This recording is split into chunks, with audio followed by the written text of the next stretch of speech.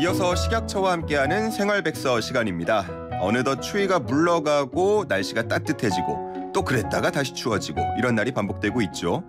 노란 산수유꽃을 비롯해서 봄꽃들도 하나둘 피어나고 있는데 이런 꽃들 보면요 마음이 좀 들뜨기도 합니다. 그런데 이렇게 따뜻한 봄에도 우울한 감정장애를 호소하는 사람이 적지 않다고 합니다. 오늘은 봄철의 복병이라고 불리는 계절성 우울증에 대해서 알아봅니다. 식품의약품안전처 양성준 연구관 연결합니다. 연구관님 안녕하십니까? 네, 안녕하세요.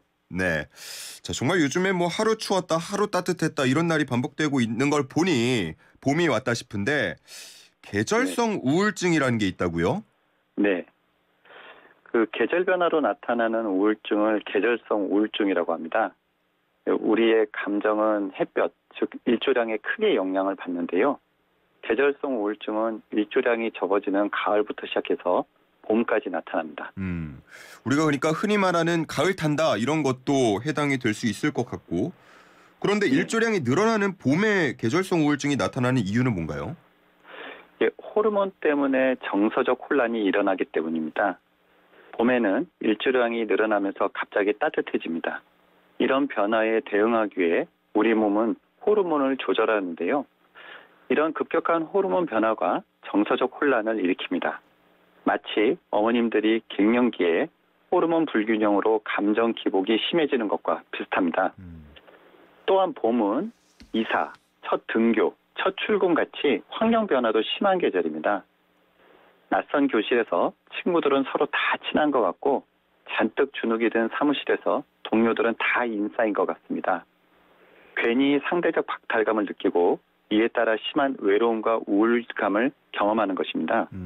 여기에 학폭 피해라도 당하게 되면 치유 불가능한 마음의 상처를 입게 됩니다. 네, 정말 그렇겠네요. 듣고 보니까 나도 좀 감정이 보통과는 달랐다라는 생각도 드는데 이런 계절성 우울증은 일반 우울증하고 똑같습니까? 아니면 좀 다른 겁니까?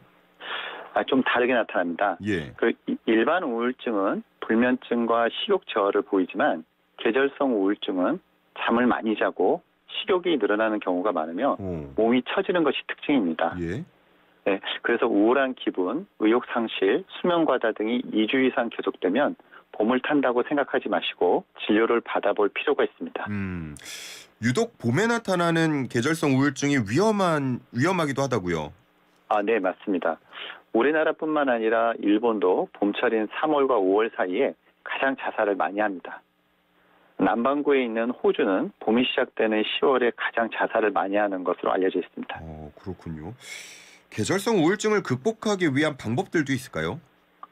무엇보다 중요한 것은 정신과 전문의의 도움을 받는 것입니다. 근데 이제 의사의 진단과 처방 없이 이런 우울증을 겪는 환자들이 그 마음대로 항우울제를 먹는 경우가 있습니다. 그래서 이런 것들은 다 주의하셔야 될 것 같고요. 또한 이제 주의하셔야 될 게 증세가 조금 호전되었다고 마음대로 약물을 복용을 중단하면 치료가 제대로 되지 않습니다. 다음으로는 햇빛과 아주 친해져야 합니다.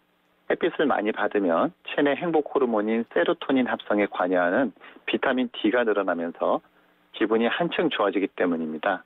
점심 식사 후에 가벼운 산책이나 운동도 도움이 됩니다. 우리가 흔히 봄 탄다, 가을 탄다 쉽게 얘기를 해왔는데 계절성 우울증이라는 걸 있다고 알고 보니까 앞으로는 얘기할 때도 조금 더 신중해야 될 것 같다 싶습니다. 자, 오늘 여기까지 듣겠습니다. 고맙습니다. 네, 감사합니다. 지금까지 식품의약품안전처 양성준 연구관과 함께했습니다.